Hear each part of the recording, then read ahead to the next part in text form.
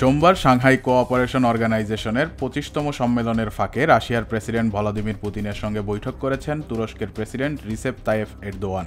এ সময় তিনি পুতিনকে প্রিয় বন্ধু হিসাবে সম্বোধন করে বলেন, আপনি জানেন আমরা আপনাকে তুরস্কে স্বাগত জানাতে কতটা আগ্রহী। আমার আমন্ত্রণ খোলা রয়েছে। যত দ্রুত সম্ভব আমাদের দেশে আপনাকে দেখতে চাই। আমাদের সম্পর্ক বিশ্বাসভিত্তিক আন্তরিক সম্পর্ক। সাময়িক চ্যালেঞ্জে প্রভাবিত না হয়ে আমাদের সম্পর্ক এগিয়ে চলছে। বৈঠকে এরদোয়ান ও পুতিন তুরস্ক রাশিয়া দ্বিপক্ষিক সম্পর্ক ছাড়াও আঞ্চলিক ও বৈশ্বিক ইস্যু নিয়ে আলোচনা করেন। বৈঠকে এরদোয়ান বলেন, তুরস্ক রাশিয়ার সম্পর্ক পারস্পরিক শ্রদ্ধা ও অভিন্ন স্বার্থের ভিত্তিতে এগিয়ে চলছে। বাণিজ্য, পর্যটন, বিনিয়োগ এবং জ্বালানি খাতে অতীতে গড়ে ওঠা সহযোগিতার মনোভাব এখনও অব্যাহত আছে। তুরস্কের প্রেসিডেন্ট আরও জানান, ইউক্রেন যুদ্ধের ন্যায়সঙ্গত ও স্থায়ী শান্তির জন্য তাদের প্রচেষ্টা অব্যাহত রয়েছে এবং ইস্তাম্বুল আলোচনাগুলো এই প্রক্রিয়ায় অবদান রেখেছে।